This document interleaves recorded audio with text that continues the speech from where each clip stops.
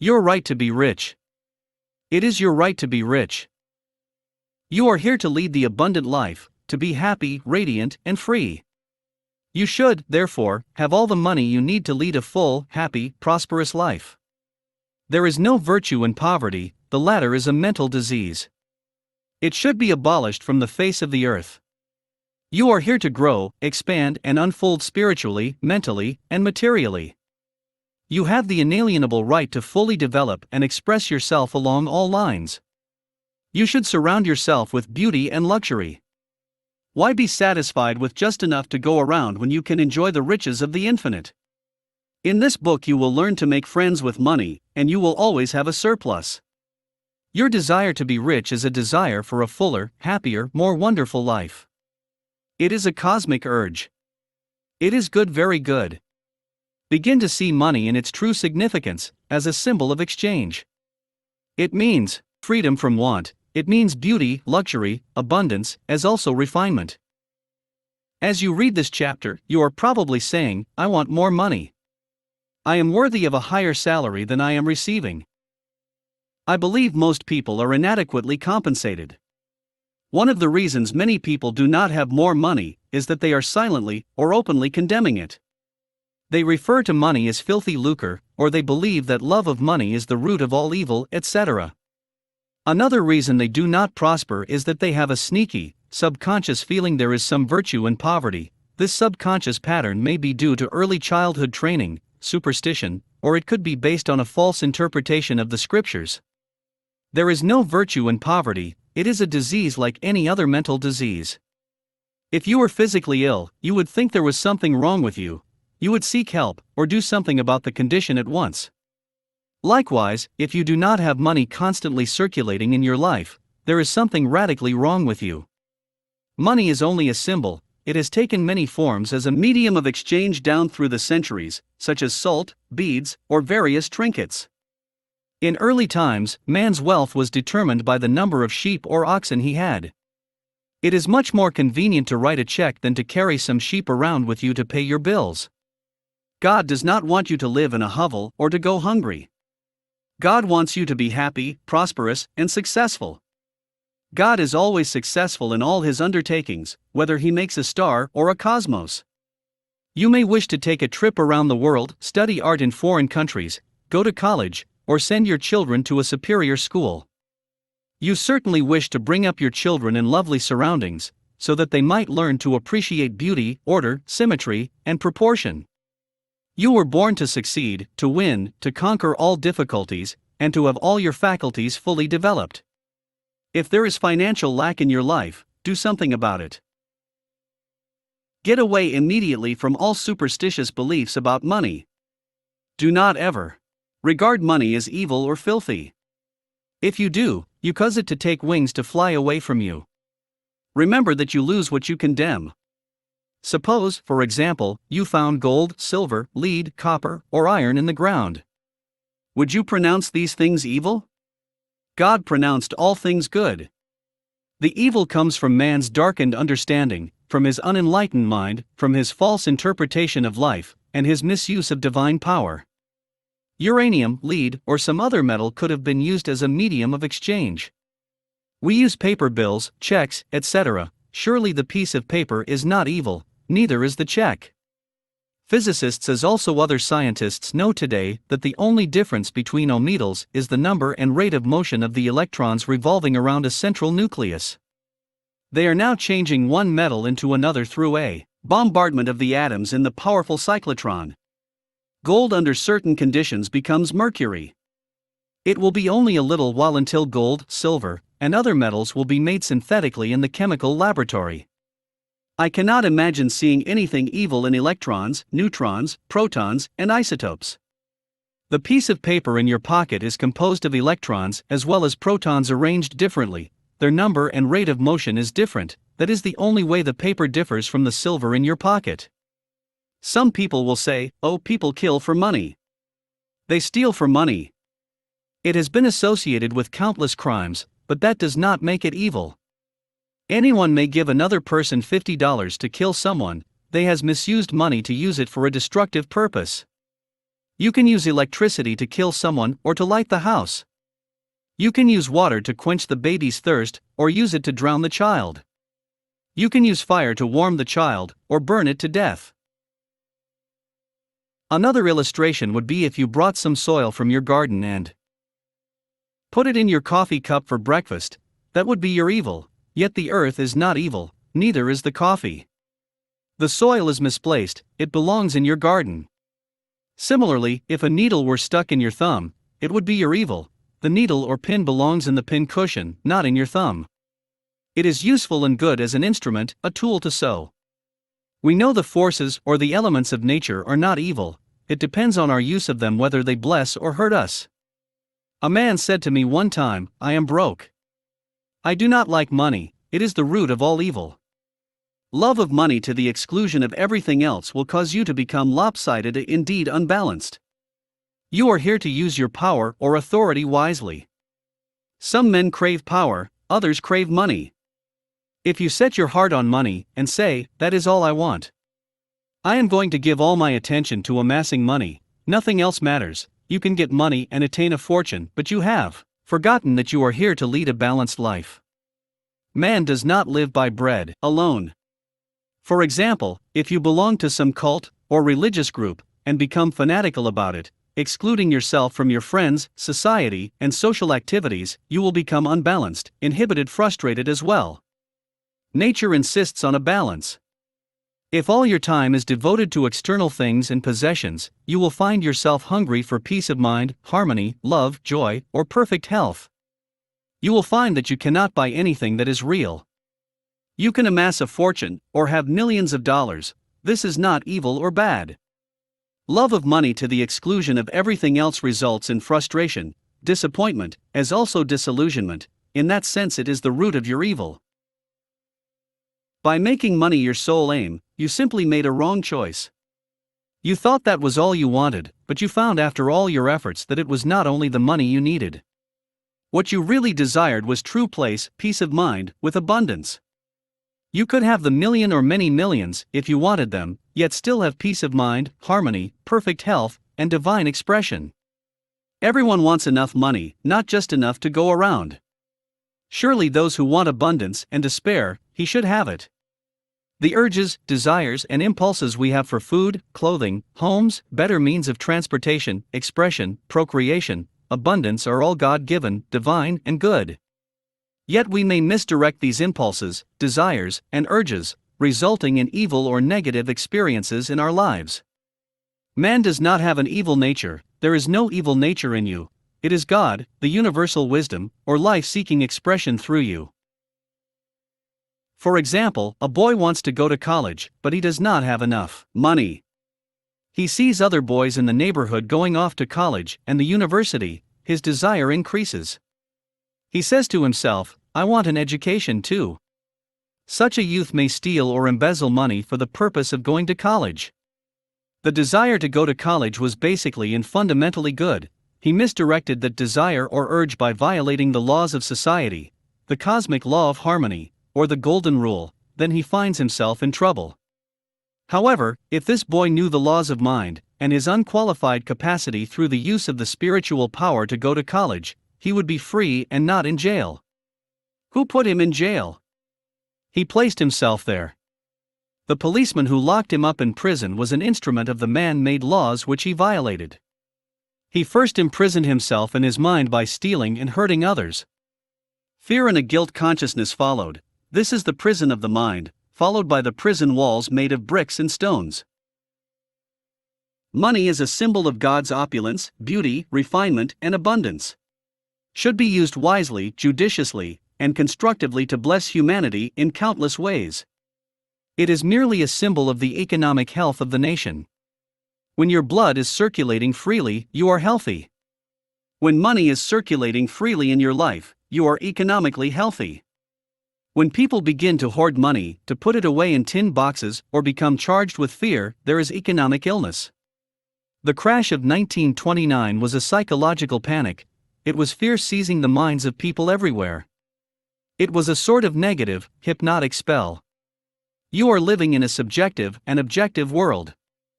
You must not neglect the spiritual food, such as peace of mind, love, beauty, harmony, joy, and laughter.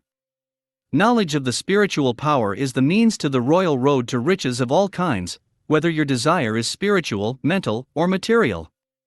The student of the laws of mind, or the student of the spiritual principle, believes and knows absolutely that regardless of the economic situation, stock market fluctuation, depression, strikes, war, or other conditions and circumstances, he will always be amply supplied regardless of what form money may take. The reason for this is he abides in the consciousness of wealth. The student has convinced himself in his mind that wealth is forever flowing freely in his life, and there is always a wealth as a state of consciousness. It is a mind conditioned to divine supply forever flowing. The scientific thinker looks at money or wealth like the tide, i.e., it goes out, but it always comes back. The tides never fail, neither will man's supply when he trusts a tireless, changeless, immortal omnipresent presence that flows ceaselessly. The man who knows the workings of the subconscious mind is never, therefore, worried about the economic situation, stock market panics, devaluation, or inflation of currency, since he abides in the consciousness of God's eternal supply. Such a man is always supplied and watched over by an overshadowing presence. Behold the birds of the air, for they sow not, neither do they reap, nor gather into barns, yet your heavenly Father feeds them. Are you not much better than they? Divine surplus. Should there be a war tomorrow to make valueless all the student's present holdings, as the German marks did after the First World War, he would still attract wealth. He would be cared for, regardless of the form of the new currency. As you consciously commune with the divine presence, claiming and knowing that it leads and guides you in all your ways, that it is a lamp unto your feet, and a light on your path, you will be divinely prospered and sustained beyond your wildest dreams. Here is a simple way for you to impress your subconscious mind with the idea of constant supply or wealth. Quiet the wheels of your mind. Relax. Let go. Immobilize the attention. Get into a sleepy, drowsy, meditative state of mind. This reduces effort to the minimum. Then, in a quiet, relaxed, passive way, reflect on the following simple truths. Ask yourself, where do ideas come from? Where does wealth come from? Where did you come from? Where did your brain and your mind come from? You will be led back to the one source. You find yourself on a spiritual, working basis now. It will no longer insult your intelligence to realize that wealth is a state of mind. Take this little phrase, repeat it slowly 4 or 5 minutes 3 or 4 times a day quietly to yourself, particularly before you go to sleep. Money is forever circulating freely in my life, and there is always a divine surplus. As you do this regularly and systematically, the idea of wealth will be conveyed to your deeper mind, and you will develop a wealth consciousness. Idle, mechanical repetition will not succeed in building the consciousness of wealth. Begin to feel the truth of what you affirm. You know what you are doing and why you are doing it. You know your deeper self is responsive to what you consciously accept as true. In the beginning, people who are in financial difficulties do not get results with such affirmations as, I am wealthy, I am prosperous, I am successful. Such statements may cause their conditions to get worse. The reason is the subconscious mind will only accept the dominant of two ideas, or the dominant mood or feeling. When they say, I am prosperous, their feeling of lack is greater, and something within them says, no, you are not prosperous, you are broke. The feeling of lack is dominant, so that each affirmation calls forth the mood of lack, and more lack becomes theirs. The way to overcome this for beginners is to affirm what the conscious and subconscious mind will agree on, then there will be no contradiction. Our subconscious mind accepts our beliefs, feelings, convictions, and what we consciously accept as true.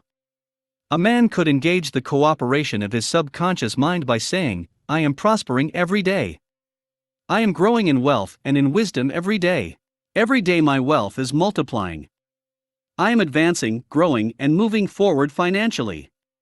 These with other similar statements would not create any conflict in the mind.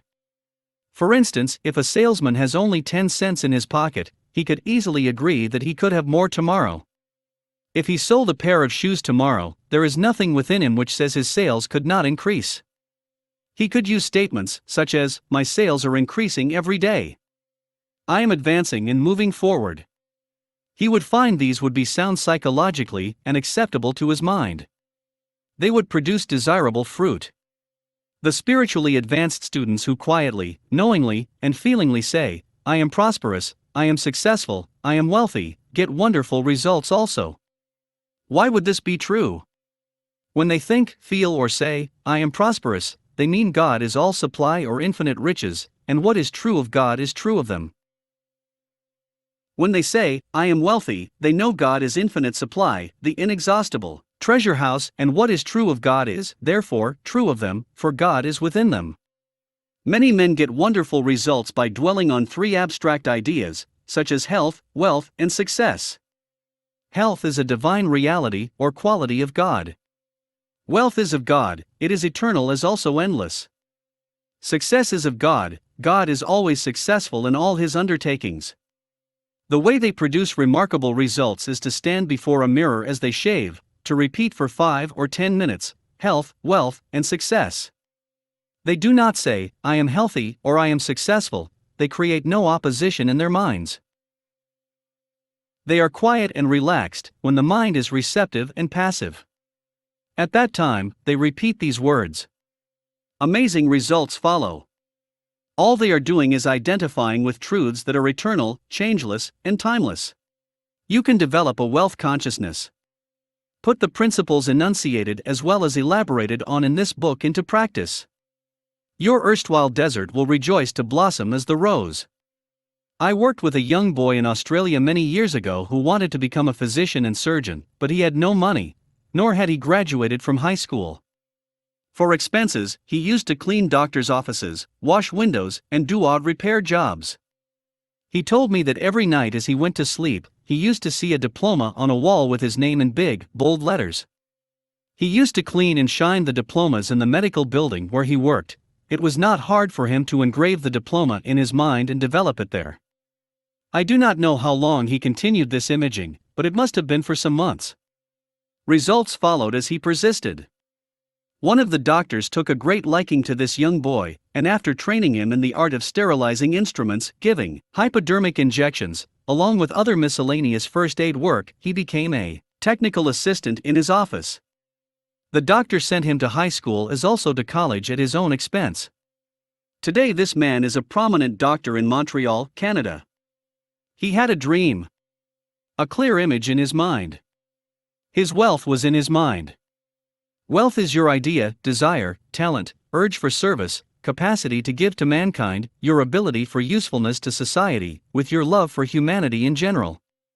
This young boy operated a great law unconsciously.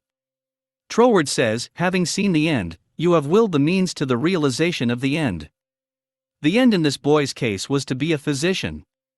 To imagine, see, and feel the reality of being a doctor now, to live with that idea, sustain it, nourish it, and to love it until through his imagination it penetrated the layers of the subconscious, became a conviction, and paved the way to the fulfillment of his dreams. He could have said, I have no education. I do not know the right people. Am too old to go to school now. I have no money, it would take years, and I am not intelligent. He would then be beaten before he started. His wealth was in his use of the spiritual power within him which responded to his thought. The means or the way in which our prayer is answered is always hidden from us, except that occasionally we may intuitively perceive a part of the process. My ways are past finding out. The ways are not known.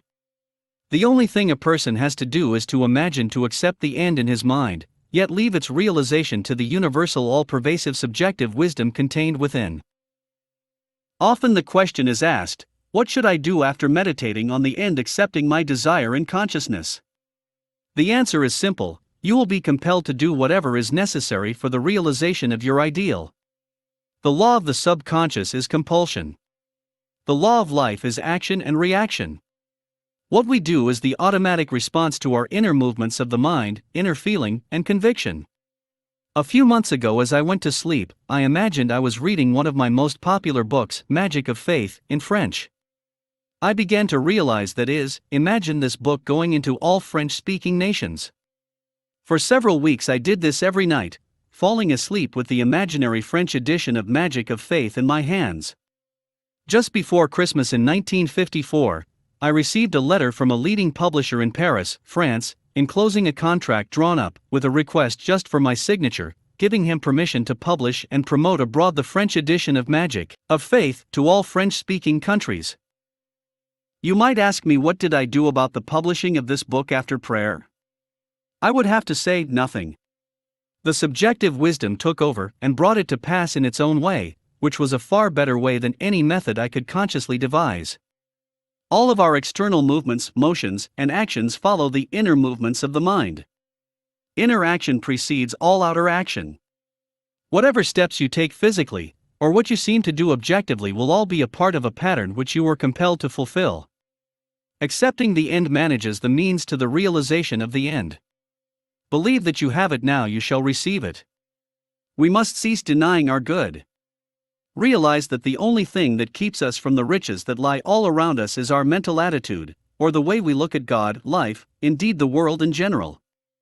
Know, believe, and act on the positive assumption that there is no reason why you cannot have, be, or do whatever you wish to accomplish through the great laws of God. Your knowledge of how your mind works is your savior and redeemer. Thought and feeling are your destiny. You possess everything by right of consciousness.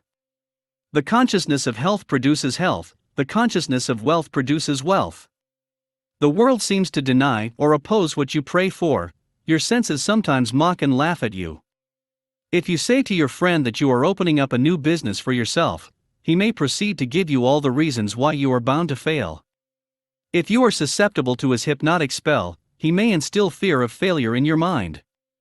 As you become aware of the spiritual power which is one and indivisible, which responds to your thought, you will reject the darkness and ignorance of the world.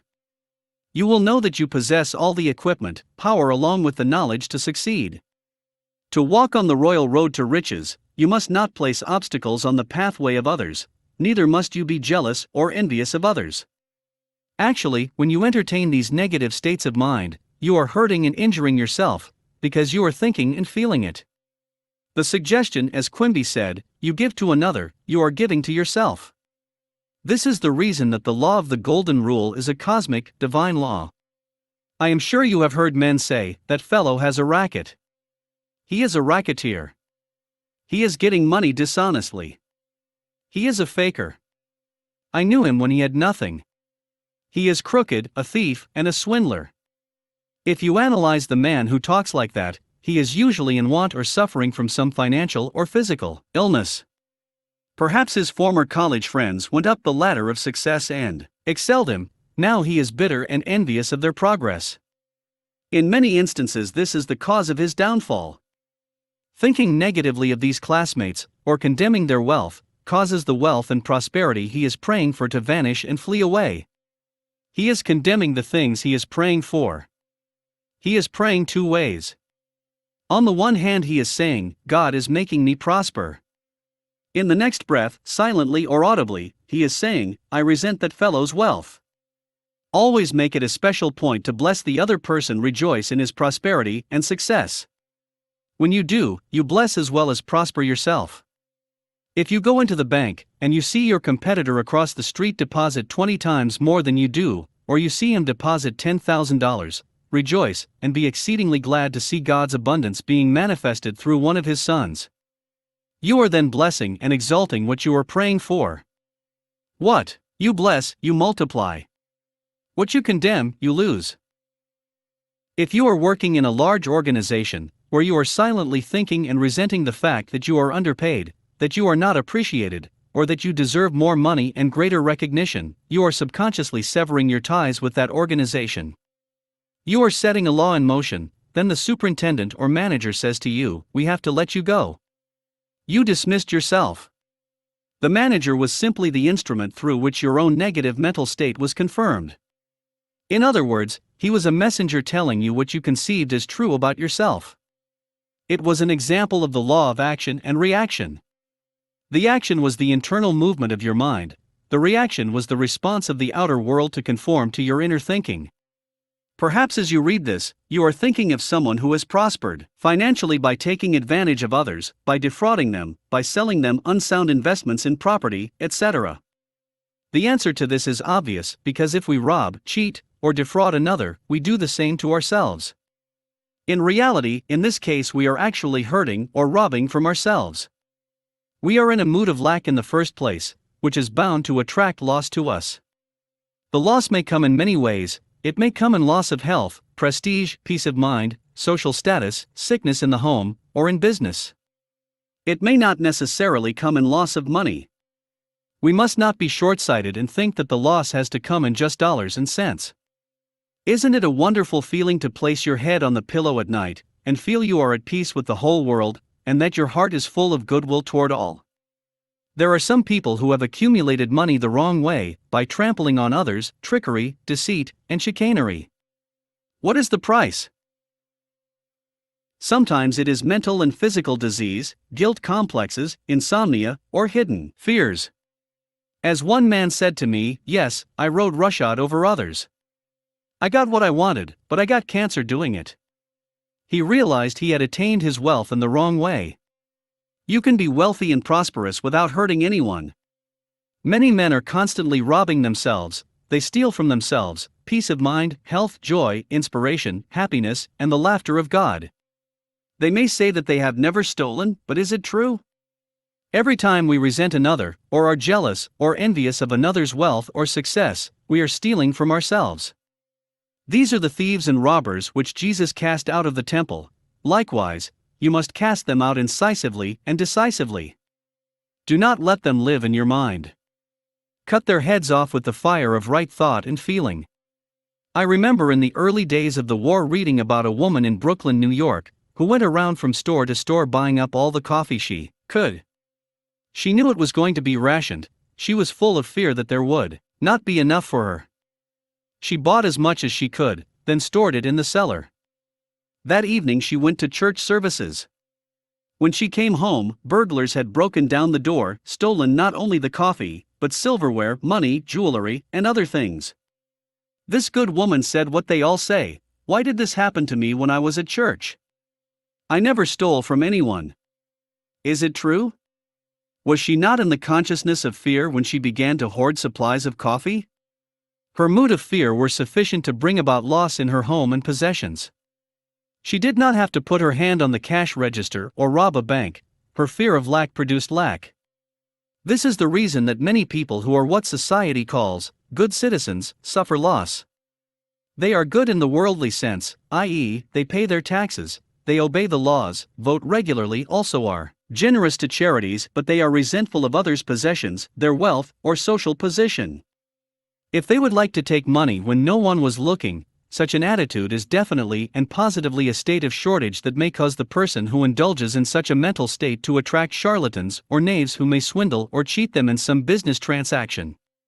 Before the outer thief robs us, we have first robbed ourselves. There must be an inner thief before the outer one appears. A man can have a guilt complex or accuse himself constantly. I knew such a man. He was very honest as a teller in a bank. He never stole any money, but he had an illicit romance. He was supporting another woman and denying his family. He lived in fear that he would be discovered. A deep sense of guilt resulted. Fear follows guilt. Fear causes a contraction of the muscles and mucous membranes. Acute sinusitis developed. Medication gave him only temporary relief. I explained to this client the cause of his trouble. Simply, I told him the cure was to give up his outside affair. He said he couldn't. She was his soul mate that he had tried. He was always condemning as well as accusing himself. One day he was accused by one of the officials of the bank of having embezzled some money. It looked serious for him, as the evidence was circumstantial. He became panic-stricken as he realized the only reason he was wrongfully accused was that he had been accusing and condemning himself. He saw how mind operates. Inasmuch as he was always accusing himself on the inner plane, he would be accused in his outside existence. He immediately broke off the relationship with the other woman due to the shock of being accused of embezzling, and began to pray for divine harmony and understanding between himself and the bank official. He began to claim, "There is nothing hidden that is not revealed." The peace of God reigns supreme in the minds and hearts of all concerned. Truth prevailed. The whole matter was dissolved in the light of truth. Another young man was discovered as the culprit. The bank teller knew that only through prayer was he saved from a jail sentence. The great law is, as you would that men should think about you, think you about them in the same manner. As you would that men should feel about you, feel you also about them in like manner. Say from your heart, I wish for every man who walks the earth what I wish for myself. The sincere wish of my heart is, therefore, peace, love, joy, abundance, and God's blessings to all men everywhere. Rejoice and be glad in the progression, advancement, and prosperity of all men. Whatever you claim is true for yourself, claim it for all men everywhere. If you pray for happiness and peace of mind, let your claim be peace and happiness for all. Do not your organization be glad. Congratulate him, rejoice in his advancement as well as recognition. If you are angry or resentful, you are demoting yourself. Do not try to withhold from another his God-given birthright to all good things, happiness, success, achievement, abundance, and Jesus said, store up for yourselves treasures in heaven, where the moth and the rust doth not consume, and where thieves cannot break through and steal. Hatred and resentment wrought to corrode the heart, causing us to become full of scars, impurities, toxins, and poisons. The treasures of heaven are the truths of God which we possess in our soul. Fill your minds with peace, harmony, faith, joy, honesty, integrity, loving kindness, and gentleness, then you will be sowing for yourself treasures in the heavens of your own mind. If you are seeking wisdom regarding investments, or if you are worried about your stocks or bonds, quietly claim, infinite intelligence governs and watches over all my financial transactions, whatsoever I do shall prosper. Do this frequently, you will find that your investments will be wise. Moreover, you will be protected from loss, as you will be prompted to sell your securities or holdings before any loss accrues to you. Use the following prayer daily regarding your home, business, and possessions.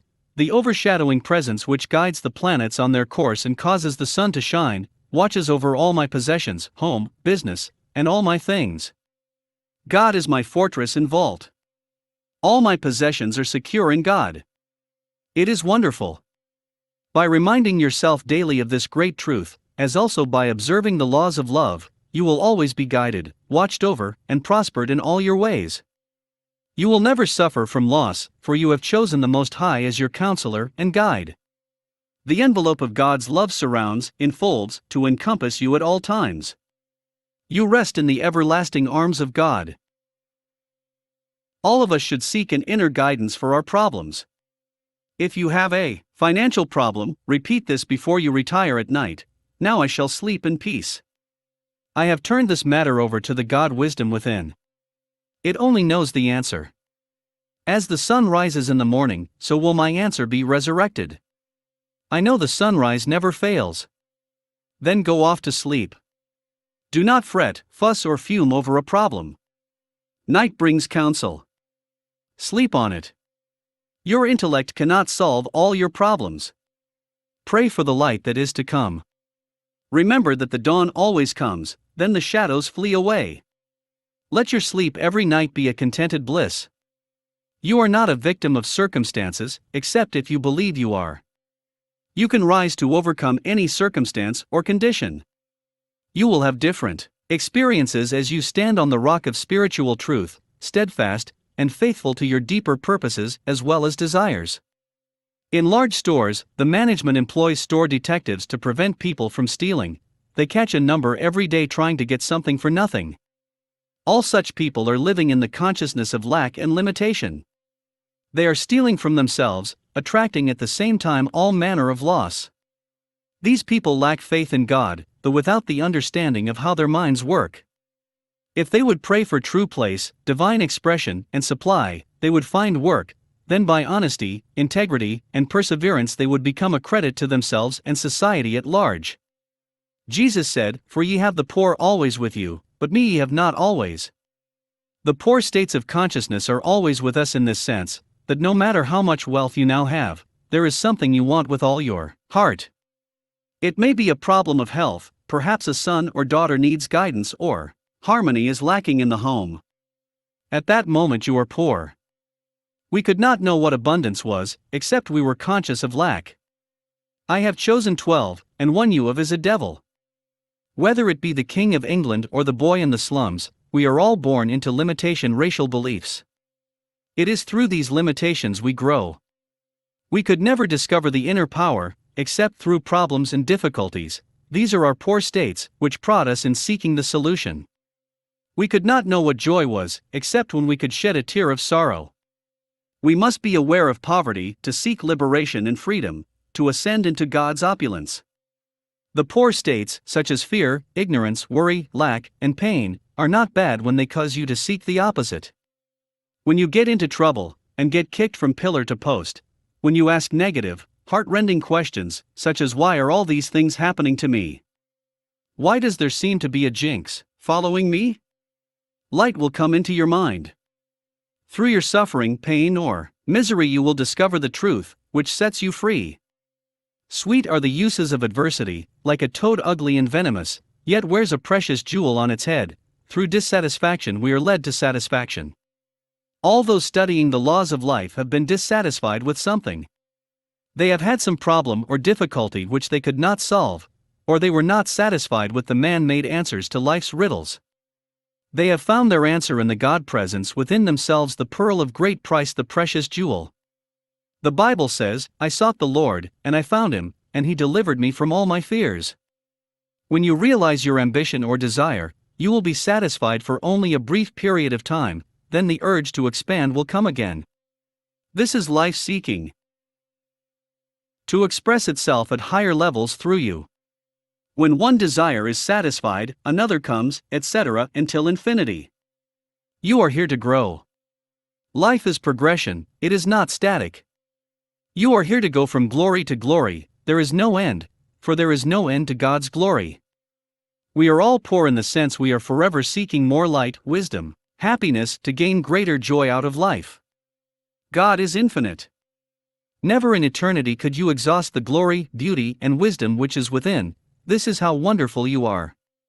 In the absolute state all things are finished, but in the relative world we must awaken to that glory, which was ours before this world. No matter how wise you are seeking more wisdom, so you are still poor. No matter how intelligent you are in the field of mathematics, physics, or astronomy, you are only scratching the surface. You are still poor.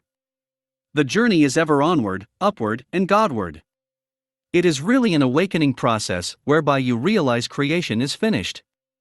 When you know God does not have to learn, grow, expand, or unfold, you begin to gradually awaken from the dream of limitation to become alive in God. As the scales of fear, ignorance, race belief, and mass hypnosis fall from your eyes, you begin to see as God sees. The blind spots are removed, then you begin to see the world as God made it, for we begin to see it through God's eyes. Now you say, behold, the kingdom of heaven is at hand. Feed the poor within you, clothe the naked ideas, to give them form by believing in the reality of the idea, trusting the great fabricator within to clothe it in form to make it a material fact. Now your word, idea, shall become flesh, take form. When you are hungry, poor states, you seek food. When worried, you seek peace. When you are sick, you seek health. When you are weak, you seek strength. Your desire for prosperity is the voice of God in you telling you that abundance is yours. Therefore, through your poor state, you find the urge to grow, to expand, to unfold, to achieve, and to accomplish your desires. A pain in your shoulder is a blessing in disguise. It tells you to do something about it at once. If there were no pain and no indication of trouble, your arm might fall off on the street. Your pain is God's alarm system telling you to seek His peace and His healing power, to move from darkness to light. When cold, you build a fire. When you are hungry, you eat. When you are in lack, enter into the mood of opulence and plenty.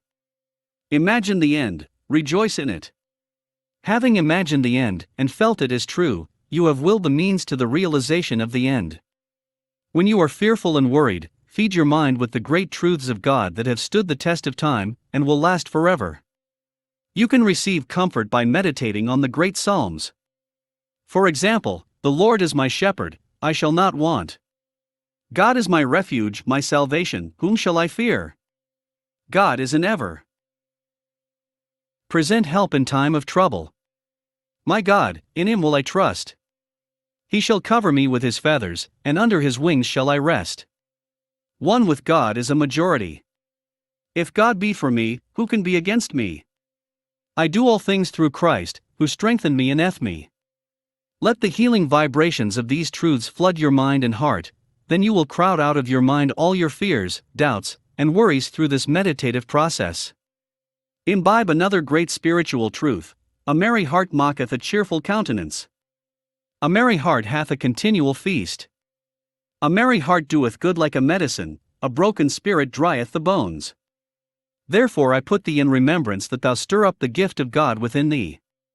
Begin now to stir up the gift of God by completely rejecting the evidence of senses, the tyranny and despotism of the race mind, to give complete recognition to the spiritual power within you as the only cause, the only power, and the only presence.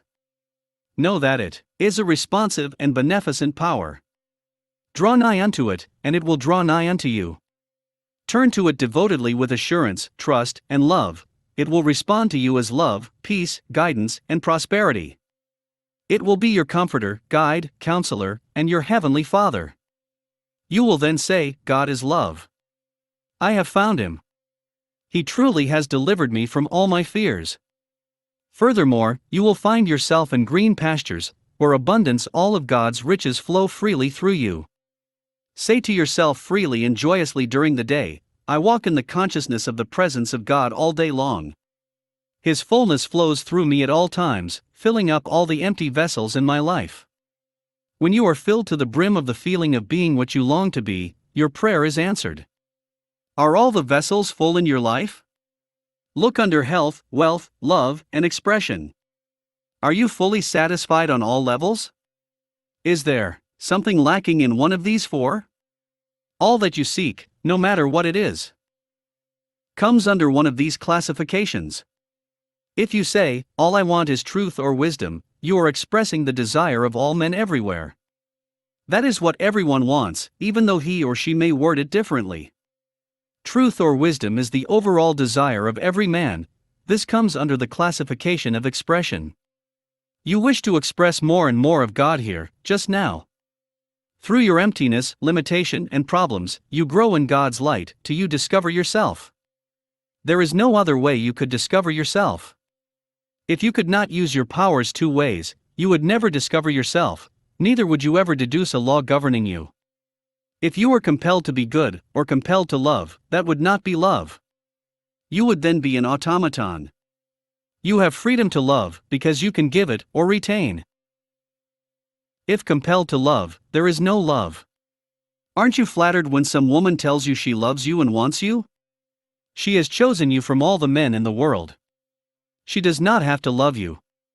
If she were forced to love you, you would not be flattered or happy about it. You have freedom to be a murderer or a holy man. That is the reason that we praise such men as Lincoln and others. They decided to choose the good, we praise them for their choice. If we believe that circumstances, conditions, events, age, race, religious training, or early environment can preclude the possibility of our attaining a happy, prosperous life, we are thieves and robbers. All that is necessary to express happiness and prosperity is to feel happy and prosperous. The feeling of wealth produces wealth. States of consciousness manifest themselves. This is why it is said, all that ever came before me, feeling, are thieves and robbers. Feeling is the law, and the law is feeling. Your desire for prosperity is really the promise of God saying that His riches are yours. Accept this promise without any mental reservation. Quimby likened prayer to a lawyer pleading the case before the judge. This teacher of the laws of mind said he could prove the defendant was not guilty as charged, but that the person was a victim of lies and false beliefs. You are the judge, you render your own verdict, then you are set free. The negative thoughts of want, poverty, and failure are all false, they are all lies, there is nothing to back them up. You know there is only one spiritual power, one primal cause, and you, therefore, cease giving power to conditions, circumstances, and opinions of men. Give all power to the spiritual power within you, knowing that it will respond to your thought of abundance and prosperity. Recognizing the supremacy of the spirit within, and the power of your own thought or mental image, is the way to opulence, freedom, and constant supply. Accept the abundant life in your own mind. Your mental acceptance and expectancy of wealth has its own mathematics and mechanics of expression. As you enter into the mood of opulence, all things necessary for the abundant life will come to pass. You are now the judge arriving at a decision in the courthouse of your mind. You have, like Quimby, produced indisputable evidence showing how the laws of your mind work, and you are now free from fear.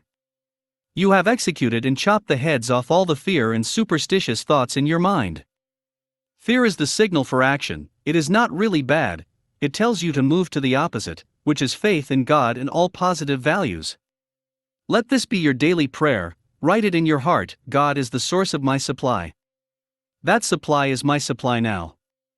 His riches flow to me freely, copiously, and abundantly. I am forever conscious of my true worth. I give of my talents freely. And I am wonderfully, divinely compensated. Thank you, Father. The road to riches. Riches are of the mind.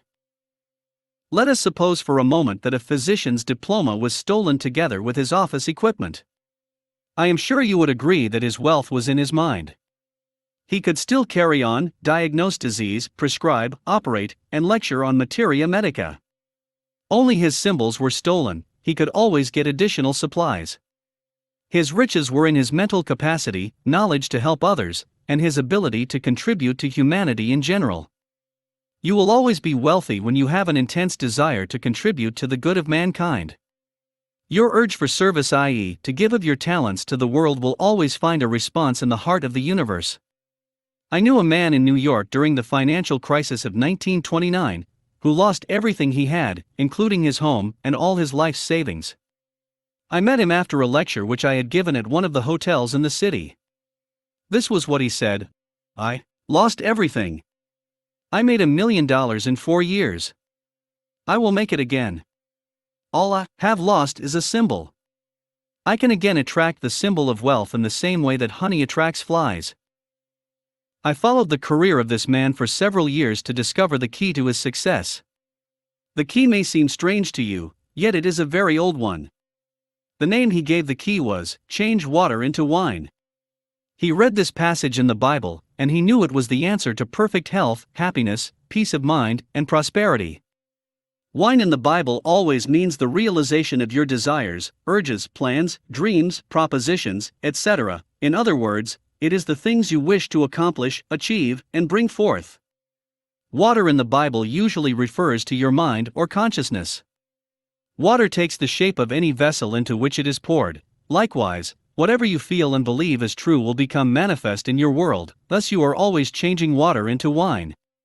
The Bible was written by enlightened men. It teaches practical, everyday psychology and a way of life. One of the cardinal tenets of the Bible is that you determine, mold, fashion, and shape your own destiny through right thought, feeling, and beliefs. It teaches you that you can solve any problem, overcome any situation, and that you are born to succeed, to win, and to triumph.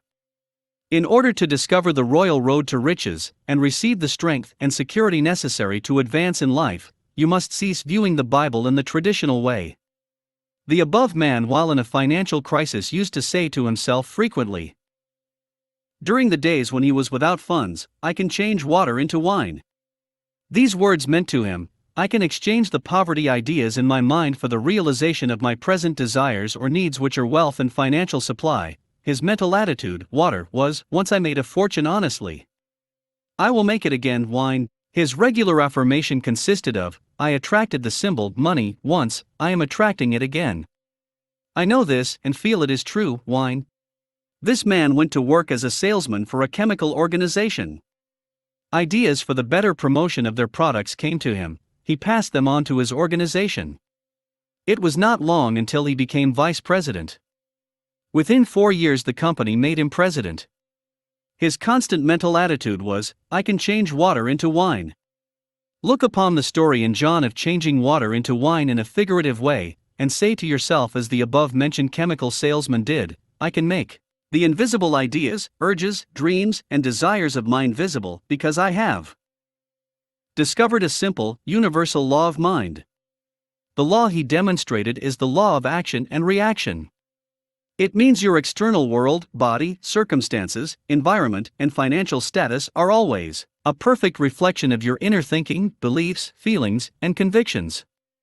This being true, you can now change your inner pattern of thought by dwelling on the idea of success, wealth, and peace of mind. As you busy your mind with these latter concepts, these ideas will gradually seep into your mentality like seeds planted in the ground.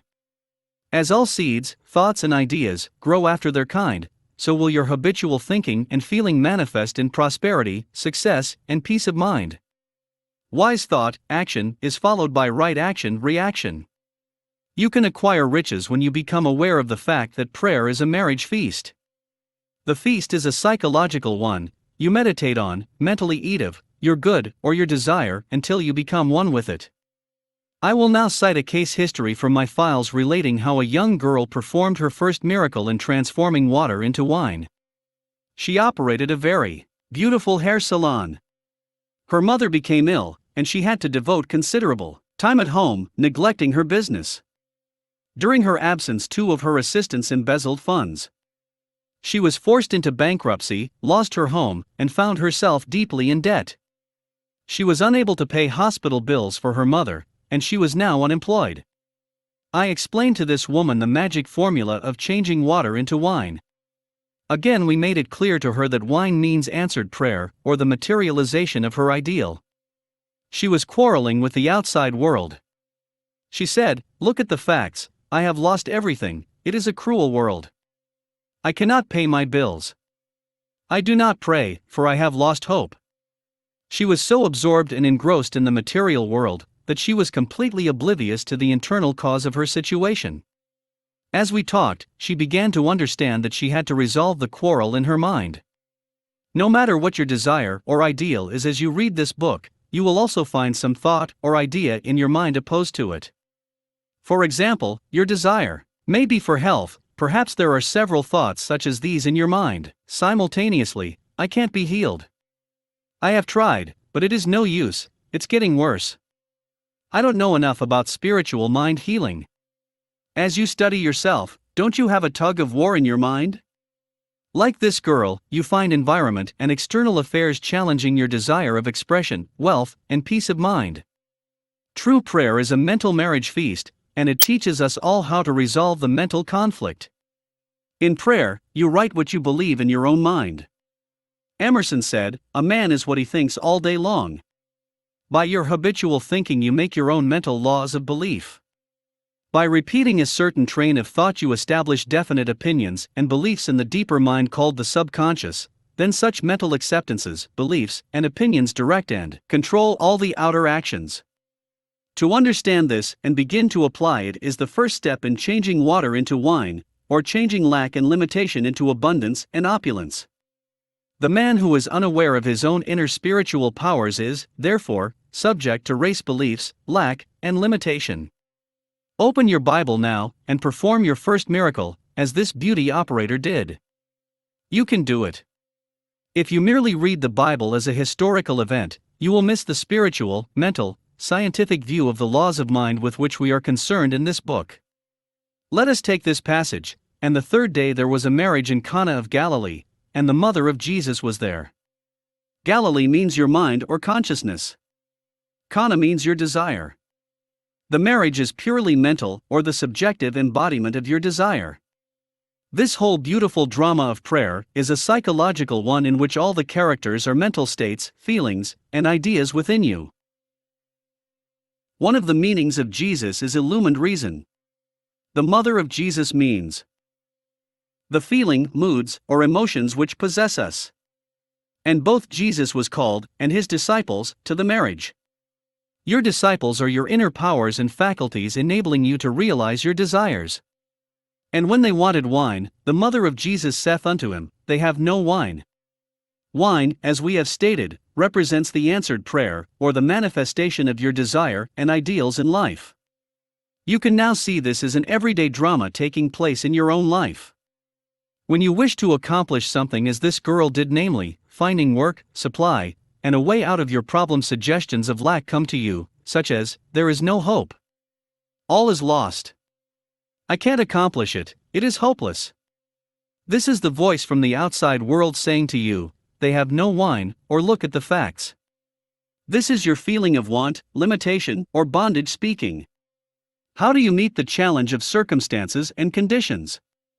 By now you are getting acquainted with the laws of mind, which are as follows: as I think and feel inside, so is my outside world, i.e., my body, finances, environment, social position, and all phases of my external relationship to the world and man. Your internal, mental movements and imagery govern, control, and direct the external plane in your life. The Bible says, as he thinketh in his heart, so is he. The heart is a Chaldean word meaning the subconscious mind.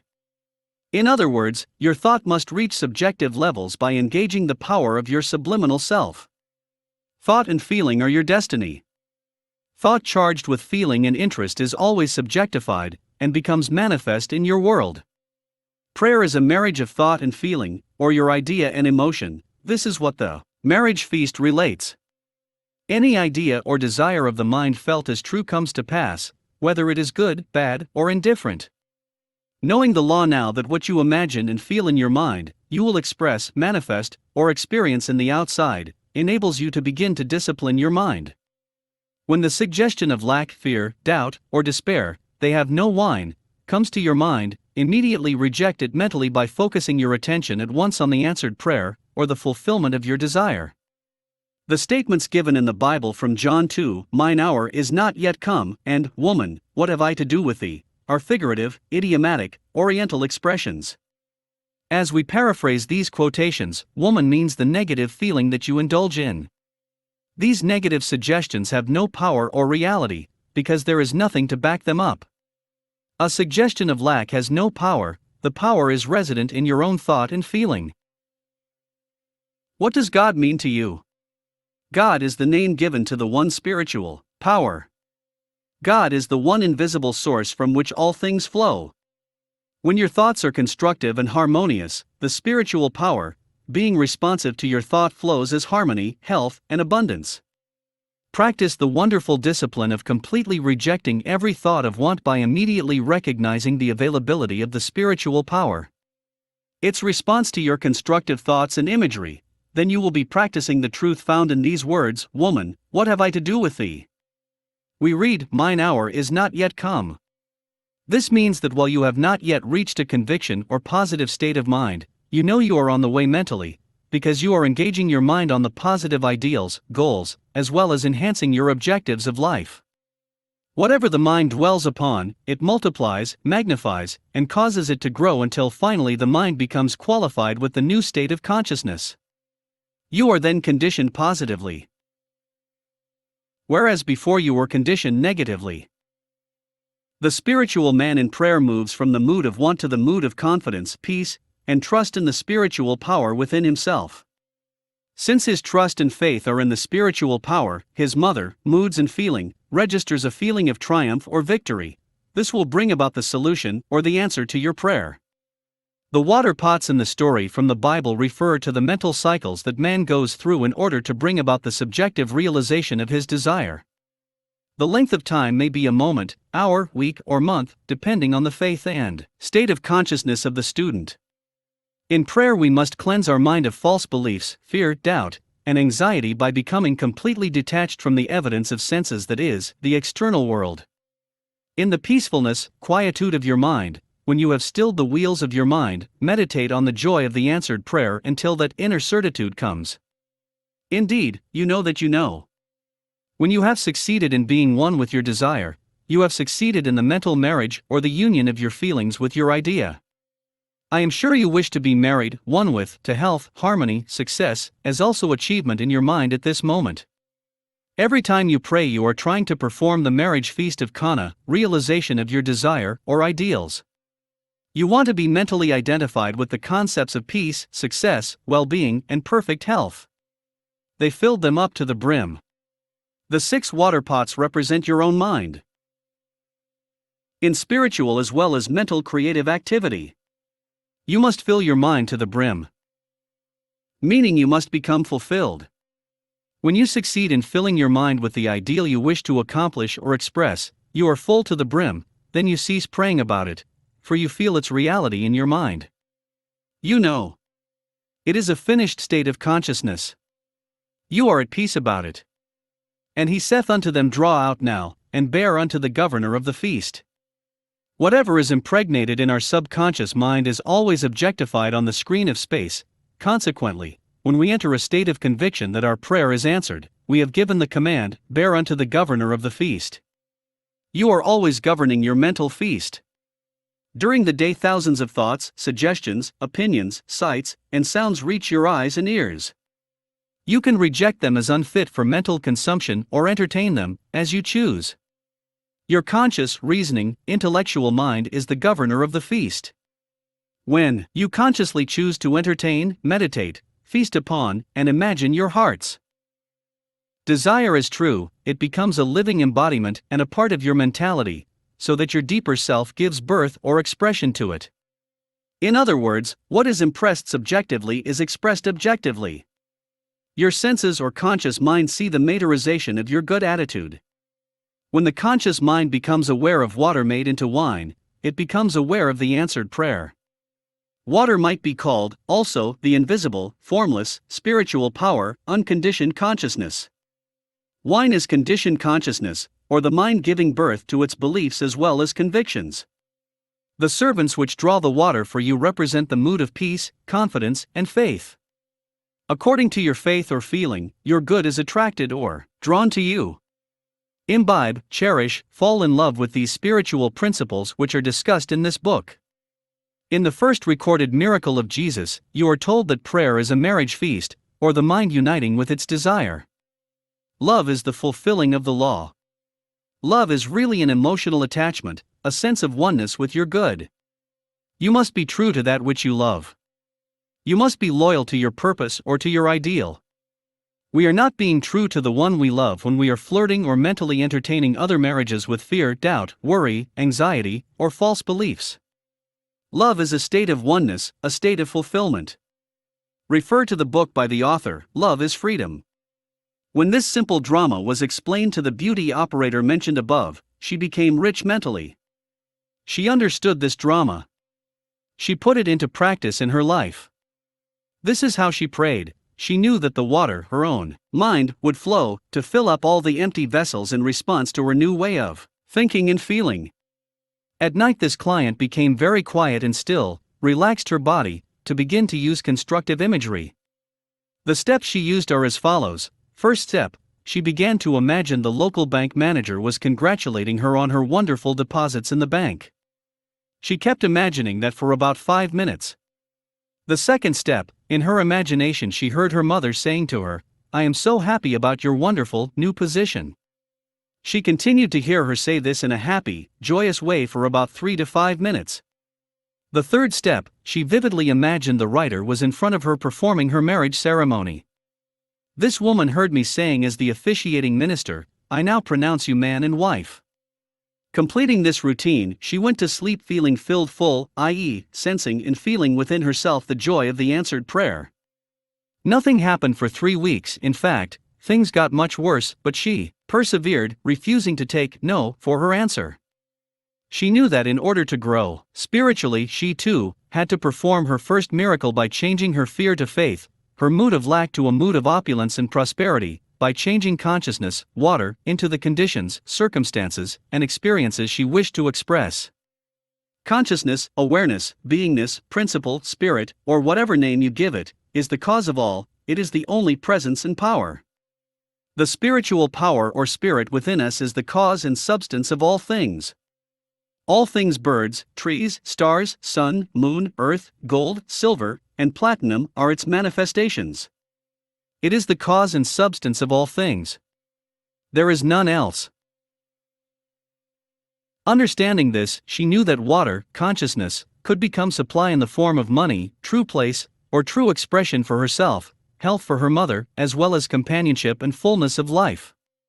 She saw this simple yet profound truth in the twinkling of an eye, as she said to me, I accept my good. She knew that nothing is hidden from us, all of God is within us, waiting for our discovery and inquiry. In less than a month this young girl got married. The writer performed the ceremony. I pronounced the words she heard me say over and over again in her meditative, relaxed state. I now pronounce you man and wife. Her husband gave her a check for $24,000 as a wedding present, as well as a trip around the world. Her new expression as a beauty operator was to beautify her home and garden, to make the desert of her mind rejoice and blossom as the rose. She changed water into wine. Water or her consciousness became charged or conditioned by her constant, true, happy imagery. These images, when sustained regularly, systematically, along with faith in the developing powers of the deeper mind, will come out of the darkness, subconscious mind, into light, objectified on the screen of space. There is one important rule: do not expose this newly developed film to the shattering light of fear, doubt, despondency, or worry. Whenever worry or fear knocks at your door, immediately turn to the picture you developed in your mind, as you say to yourself, a beautiful picture is being developed now in the dark house of my mind. Mentally pour on that picture your feeling of joy, faith, and understanding. You know you have operated a psychological, spiritual law, for what is impressed shall be expressed. It is wonderful.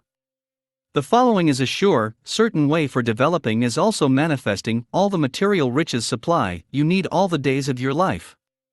If you apply this formula sincerely with true honesty, you should be amply rewarded on the external plane. I will illustrate this by telling you of a man who came to see me in London in desperate financial straits. He was a member of the Church of England, who had studied the working of the subconscious mind to some extent. I told him to say frequently during the day, God is the source of my supply.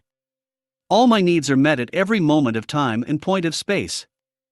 Think also of all the animal life in this world, of all the galaxies of space which are now being taken care of by an infinite intelligence.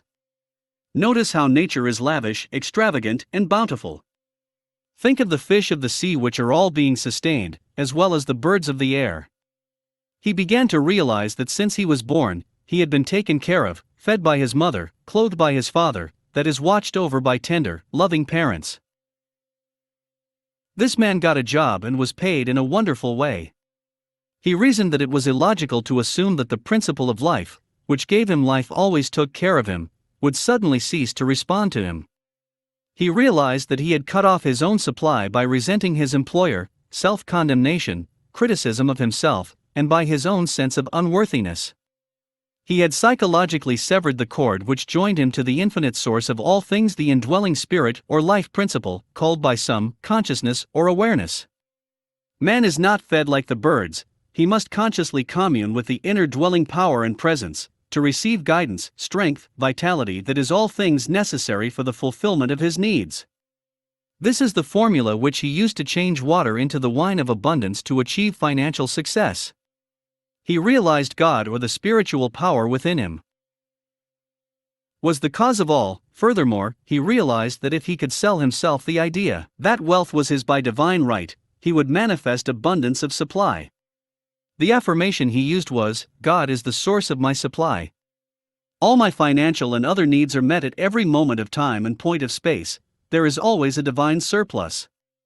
This simple statement, repeated frequently, knowingly, with intelligent conviction, conditioned his mind to a prosperity consciousness. All he had to do was to sell himself this positive idea, in the same way a good salesman has to sell the merits of his product. Such a person is convinced of the integrity of his company, the high quality of the product, the good service which it will give the customer, and the fact that the price is right, etc. I told him whenever negative thoughts came to his mind, which would happen, not to fight or quarrel with them in any way, but simply go back to the spiritual, mental formula, and repeat it quietly and lovingly to himself. Negative thoughts came to him in avalanches at times, in the form of a flood of negativity. Each time, he met them with the positive, firm, loyal conviction, God supplies all my needs, there is a divine surplus in my life. He said that as he drove his car, went through his day's routine, a host of sundry, miscellaneous, negative concepts crowded his mind from time to time, such as there is no hope. You are broke.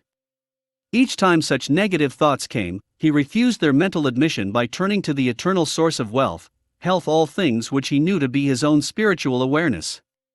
Definitely, most positively he claimed, God is the source of my supply, and that supply is mine now.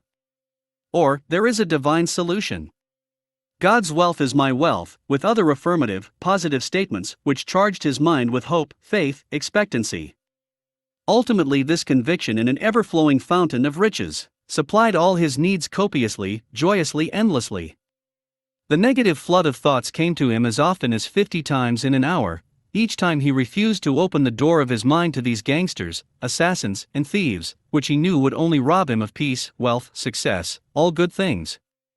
Instead, he opened the door of his mind to the idea of God's eternal life principle of supply flowing through him as wealth, health, energy, power, and all things necessary to lead a full and happy life here. As he continued to do this, the second day not so many thieves knocked at his door, the third day, the flow of negative visitors was less, the fourth day, they came intermittently, hoping for admission but receiving the same mental response, no entrance. I accept only thoughts or concepts, which activate, heal, bless, to inspire my mind. He reconditioned his consciousness or mind to a wealth consciousness. The prince of this world cometh, and hath nothing in me. This conveys to your mind. The negative thoughts, such as fear, lack, worry, anxiety, came, but they received no response from his mind. He was now immune, God intoxicated, seized by a divine faith in an ever-expanding consciousness of abundance and financial supply. This man did not lose everything, neither did he go into bankruptcy. He was given extended credit, his business improved, new doors opened up, he prospered. Remember, always in the prayer process, you must be loyal to your ideal, purpose, and objective. Many people fail to realize wealth and financial success because they pray two ways. They affirm God is their supply, and that they are divinely prospered, but a few minutes later they deny their good by saying, I can't pay this bill. I can't afford this, that, or the other thing. Or they say to themselves, a jinx is following me. I can't ever make ends meet. I never have enough to go around. All such statements are highly destructive and neutralize your positive prayers. This is what is called praying two ways. You must be faithful to your plan or your goal. You must be true to your knowledge of the spiritual power. Cease making negative marriages, i.e., uniting with negative thoughts, fears, and worries. Prayer is like a captain directing the course of his ship. You must have a destination. You must know where you are going. The captain of the ship, knowing the laws of navigation, regulates his course accordingly. If the ship is turned from its course by storms or unruly waves, he calmly redirects it along its true course. You are the captain on the bridge, and you are giving the orders in the way of thoughts, feelings, opinions, beliefs, moods, and mental tones. Keep your eye on the beam. You go where your vision is. Cease, therefore, looking at all the obstacles, delays, and impediments that would cause you to go off your course. Be definite and positive. Decide where you are going. Know that your mental attitude is the ship which will take you from the mood of lack and limitation, to the mood and feeling of opulence, and to the belief in the inevitable law of God working for you. Quimby, who was a doctor, a wonderful student, and teacher of the mental and spiritual laws of mind, said, man acts as he is acted upon. What moves you now? What is it that determines your response to life? The answer is as follows: your ideas, beliefs, and opinions activate your mind and condition you to the point that you become, as Quimby stated, an expression of your beliefs. This illustrates the truth of Quimby's statement, man is belief expressed.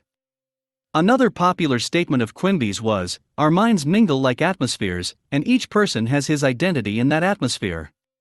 When you were a child, you were subject to the moods, feelings, beliefs, and the general mental atmosphere of the home.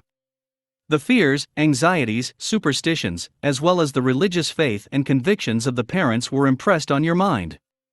Let us say the child had been brought up in a poverty-stricken home, in which there was never enough to go 8 around, financially speaking. He heard constantly the complaint of lack and limitation. You could say, like Salter in his conditioned reflex therapy, that the child was conditioned to poverty. The young man may have a poverty complex based on his early experiences, training, and beliefs, but he can rise above any situation and become free. This is done through the power of prayer. I knew a young boy, aged 17, who was born in a place called Hell's Kitchen in New York. He listened to some lectures I was giving in Steinway Hall, New York at the time. This boy realized that he had been the victim of negative, destructive thinking, and that if he did not redirect his mind along constructive channels, the world mind with its fears, failures, hates, and jealousies would move in and control him. Man acts as he is acted upon. It stands to reason, as Quimby knew, that if man will not take charge of his own house, mind, the propaganda, false beliefs, fears, and worries of the phenomenalistic world will act as a hypnotic spell over him. We are immersed in the race mind which believes in sickness, death, misfortune, accident, failures, disease, and diverse disasters. Follow the biblical injunction, come out from among them, and be separate. Identify yourself mentally and emotionally with the eternal verities which have stood the test of time. This young man decided to think and plan for himself. He decided to take the royal road to riches by accepting God's abundance here and now, and to fill his mind with spiritual concepts and perceptions. He knew, as he did this, he would automatically crowd out of his mind all negative patterns. He adopted a simple process called scientific imagination. He had a wonderful voice, but it was not cultivated or developed. I told him the image he gave attention to in his mind would be developed in his deeper mind and come to pass. He understood this to be a law of mind, a law of action and reaction, i.e., the response of the deeper mind to the mental picture held in the conscious mind. This young man would sit down quietly in his room at home, relax his whole body, and vividly imagine himself singing before a microphone. He would actually reach out for the feel of the instrument. He would hear me congratulate him on his wonderful contract and tell him how magnificent his voice was.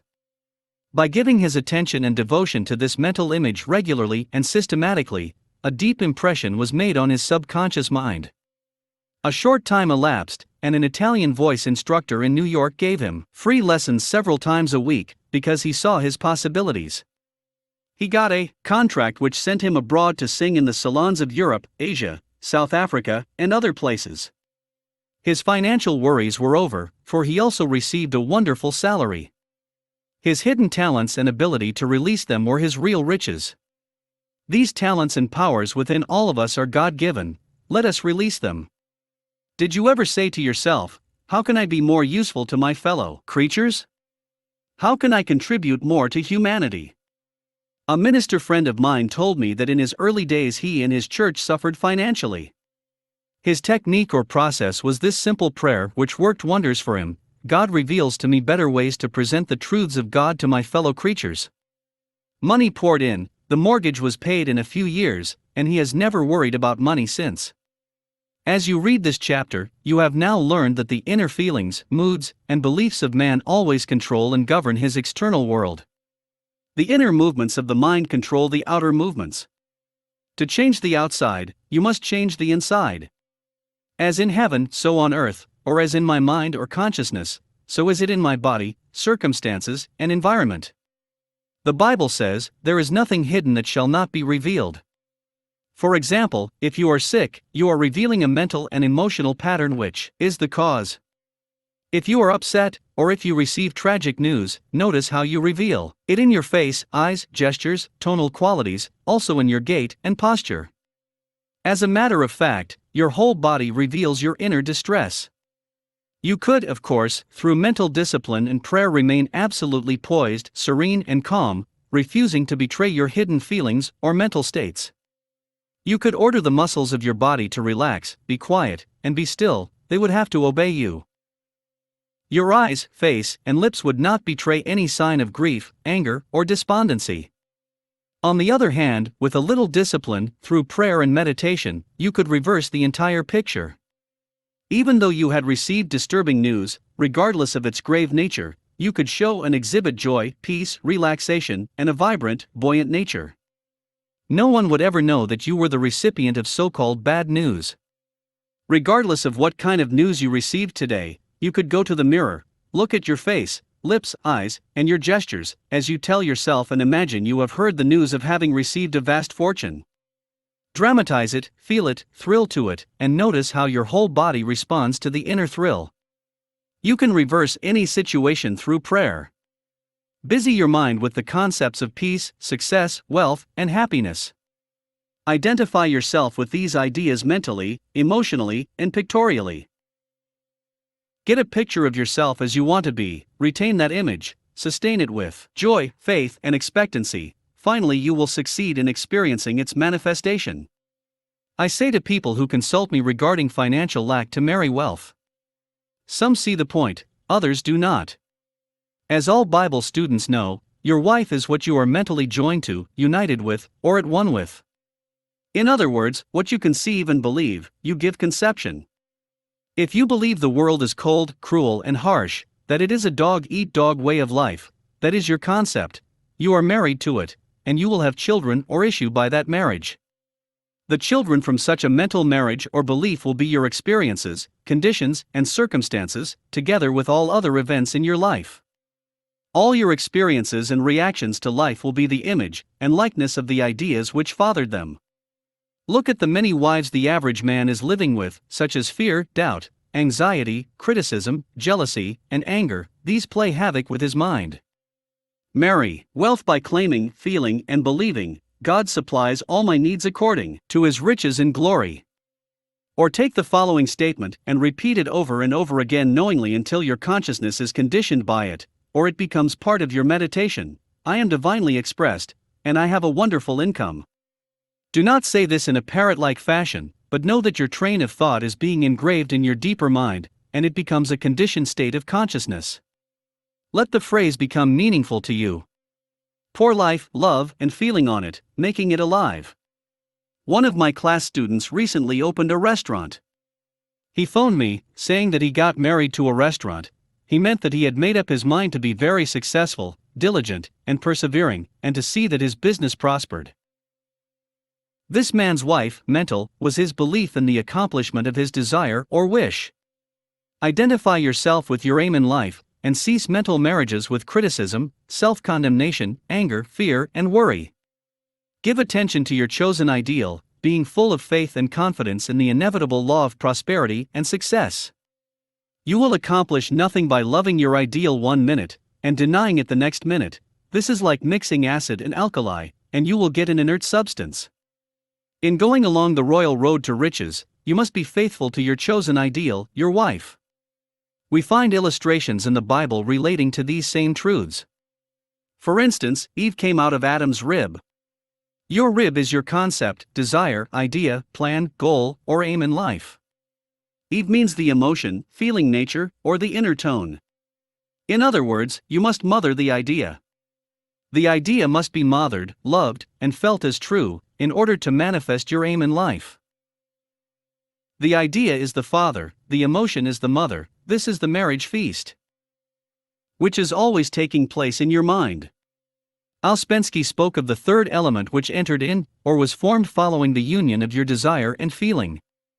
He called it the neutral element. We may call it peace, for God is peace. The Bible says, and the government shall be on his shoulders. In other words, let divine wisdom be your guide. Let the subjective wisdom within you lead, guide, and govern you in all your ways. Turn over your request to this indwelling presence, knowing in your heart and soul that it will dissipate the anxiety, heal the wound, and restore your soul to equanimity and tranquility. Open your mind and heart, and say, God is my pilot. He leads me. He prospers me. He is my counselor. Let your prayer be night and morning. I am a channel through which God's riches flow ceaselessly, copiously, and freely. Write that prayer in your heart, inscribe it in your mind. Keep on the beam of God's glory.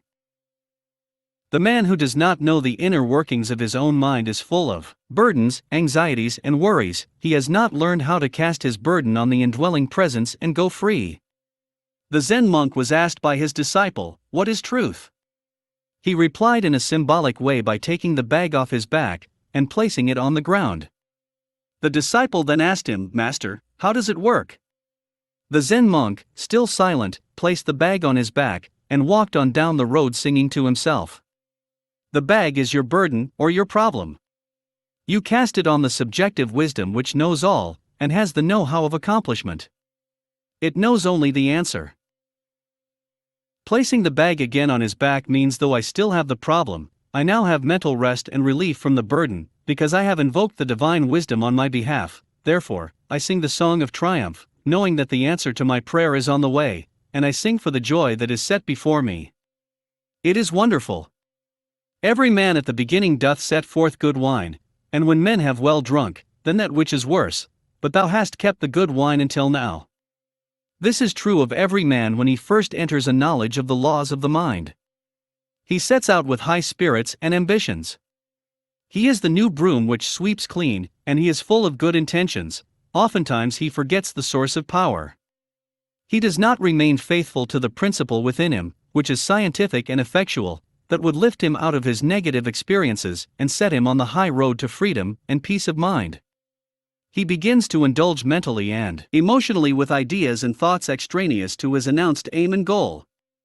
In other words, he is not faithful to his ideal or wife.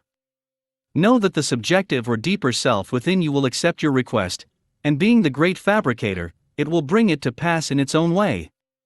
All you do is release your request with faith and confidence, in the same way you would cast a seed on the ground, or mail a letter to a friend, knowing the answer would come. Did you ever go between two great rocks and listen to the echo of your voice? This is the way the life principle within you answers. You will hear the echo of your own voice. Your voice is your inner, mental movement of the mind, your inner, psychological journey where you feasted mentally on an idea until you were full, then you rested. Knowing this law and how to use it, be sure you never become drunk with power, arrogance, pride, or conceit. Use the law to bless, heal, inspire, and lift up others, as well as yourself. Man misuses the law by selfishly taking advantage of his fellow man. If you do, you hurt and attract loss to yourself. Power, security, and riches are not to be obtained externally. They come from the treasure house of eternity within. We should realize that the good wine is always present, for God is the eternal now. Regardless of present circumstances, you can prove your good is ever present by detaching yourself mentally from the problem, going on the high watch, and going about your Father's business. To go on the high watch is to envision your good, to dwell on the new concept of yourself, to become married to it, and sustain the happy mood by remaining faithful, full of faith every step of the way, knowing that the wine of joy, the answered prayer, is on the way. Now is the day of salvation. The kingdom of heaven is at hand. Thou hast kept the good wine until now. You can this moment travel psychologically in your mind, and enter mentally through divine imagination into any desired state. The wealth, health, or invention you wish to introduce are all invisible at first. Everything comes out of the invisible. You must subjectively possess riches before you can objectively possess wealth. The feeling of wealth produces wealth, for wealth is a state of consciousness. A state of consciousness is what you think, feel, believe, and mentally give consent to. A teacher in California receiving over $5,000 or $6,000 a year looked in a window at a beautiful ermine coat that was priced at $8,000. She said, "It would take me years to save that amount of money. I could never afford it. Oh, how I want it." She listened to our lectures on Sunday mornings. By ceasing to marry these negative concepts, she learned that she could have a coat, car, or anything she wished without hurting anybody on the face of the earth. I told her to imagine she had the coat on, to feel its beautiful fur, and to get the feel of it on her. She began to use the power of her imagination prior to sleep at night. She put the imaginary coat on her, fondled it, caressed it, like a child does with her doll. She continued to do this, and finally felt the thrill of it all. She went to sleep every night wearing this imaginary coat, and being so happy in possessing it. 3 months went by, and nothing happened. She was about to waver, but she reminded herself that it is the sustained mood which demonstrates. He who perseveres to the end shall be saved. The solution will come to the person who does not waver, but always goes about with the perfume of his presence with him. The answer comes to the man who walks in the light that it is done. You are always using the perfume of his presence when you sustain the happy, joyous mood of expectancy, knowing your good is on the way. You saw it in the unseen, and you know you will see it in the seen. The sequel to the teacher's drama of the mind is interesting. One Sunday morning after our lecture, a man accidentally stepped on her toe, apologized profusely, asked her where she lived, and offered to drive her home. She accepted gladly. Shortly after, he proposed marriage, gave her a beautiful diamond ring, and said to her, "I saw the most wonderful coat. You would simply look radiant wearing it." It was the coat she admired 3 months previously. The salesman said over 100 wealthy women looked at the coat, admired it immensely, but for some reason always selected another garment. Through your capacity to choose, imagine the reality of what you have selected, and through faith and perseverance, you can realize your goal in life. All the riches of heaven are here now within you, waiting to be released. Peace, joy, love, guidance, inspiration, goodwill, and abundance all exist now. All that is necessary in order to express God's riches is for you to leave the present now, your limitation, enter into the mental vision or picture, and in a happy, joyous mood become one with your ideal.